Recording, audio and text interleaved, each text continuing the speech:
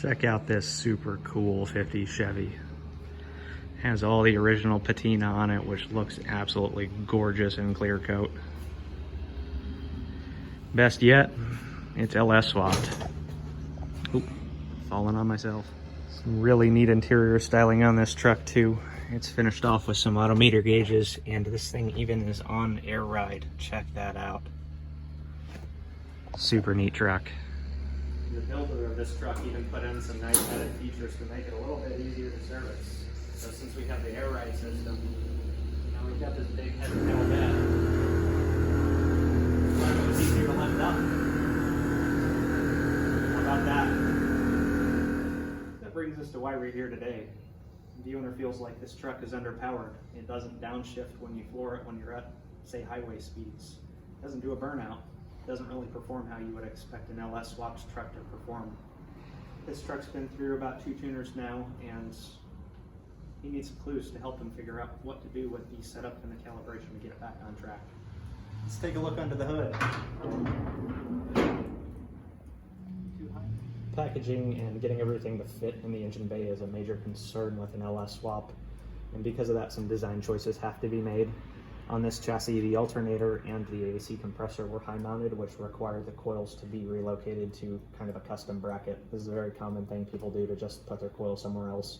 In this situation, there just wasn't enough space for that original bracket, so we have that coil bracket there instead, and the same on the other side. The intake manifold is a Holley Sniper intake manifold, a Sniper 92mm throttle body. We have Ford 42-pound fuel injectors, and that's at 40 psi, not the 58 psi that a Chevy is expecting. Over to the other side. On this side of the motor, you can see that we have some mid-length headers on the truck. The concern with these mid-length headers is that the spark plug wires, 2 of them are resting on it, and that can cause the wires to burn up. Insulation only lasts so long on that, so that might not be the right part for this application, especially on this side since we have some real estate.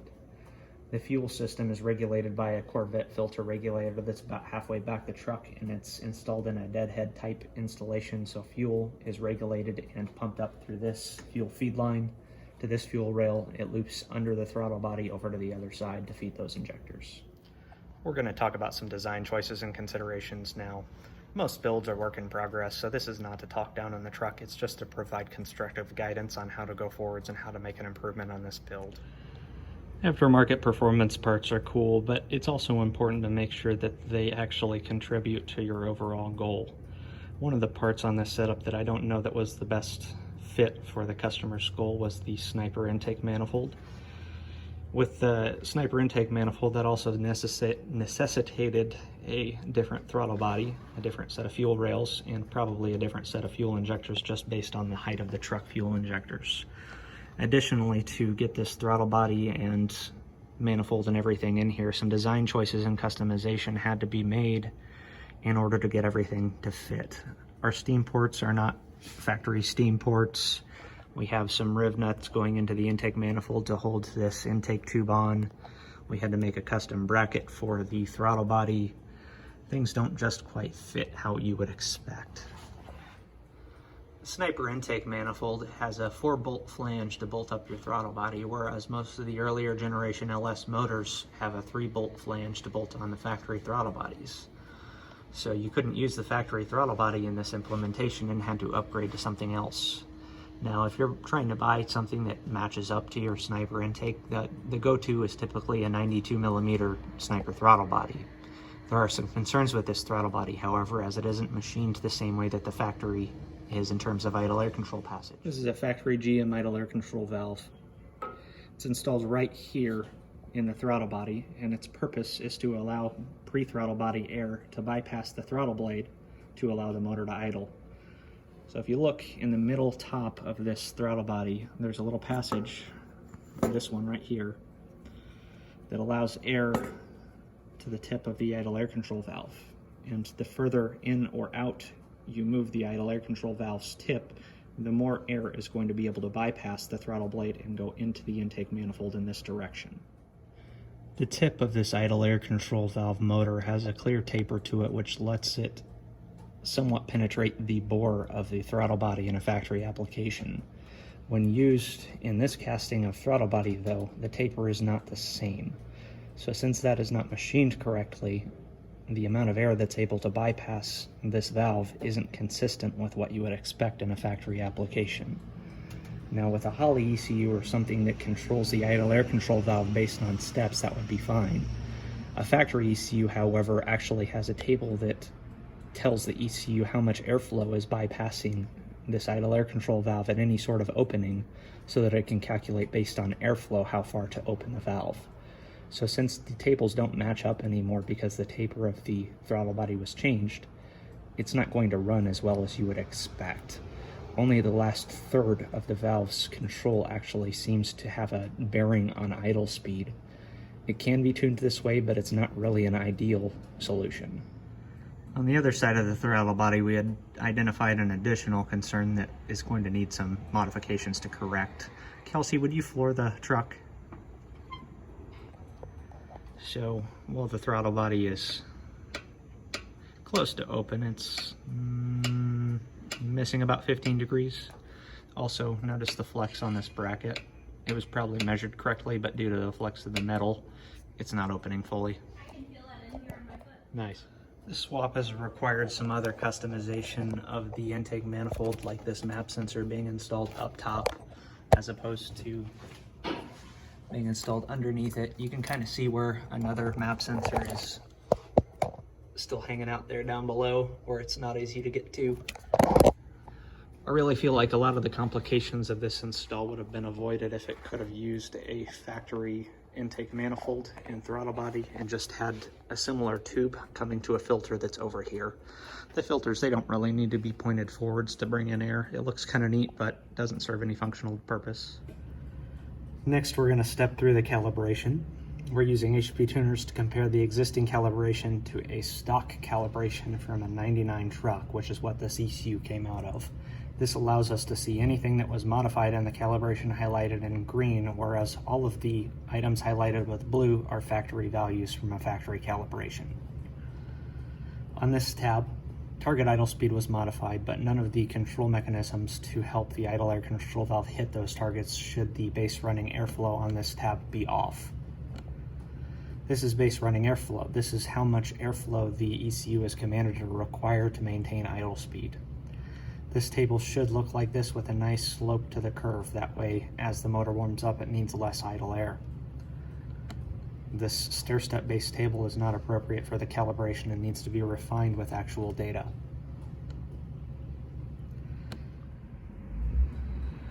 The airflow section of the calibration holds the tables that help the ECU use either the MAF sensor or the manifold pressure sensor to calculate how much air is entering the motor in different operating conditions. One of these tables at least needs to be calibrated for the motor to correctly calculate how much air is entering it. That way it can correctly fuel the motor. Since both of these tables are blue, they are still factory. We are comparing against a factory file. That means this is the factory MAF curve and the factory VE table. Now we know this motor is supposed to have a cam. We know it has different exhaust. We know it's been modified. Even the intake tube is different. So these tables are not going to be appropriate and they really should have been modified. By definition, this means that this vehicle was not tuned. Somebody just put some arbitrary values for some tables into this ECU. They didn't actually go out and use data to refine it and actually do any tuning. Moving on to different sections of the calibration, we again see values that have not been changed. EGR has been turned off. We're on fuel now.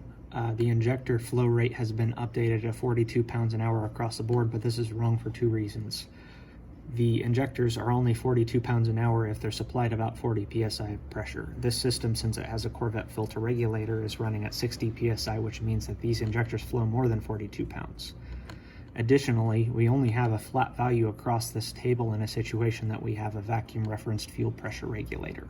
Since we do not, when the motor is in vacuum, it will actually flow additional fuel through the fuel injectors because the difference in pressure from the top of the injector to the bottom injector are higher. So none of this data is accurate and we are overfueling the motor because of it. In addition to having an incorrect flow rate versus pressure for these injectors, none of the other parameters have been updated for this aftermarket set of injectors.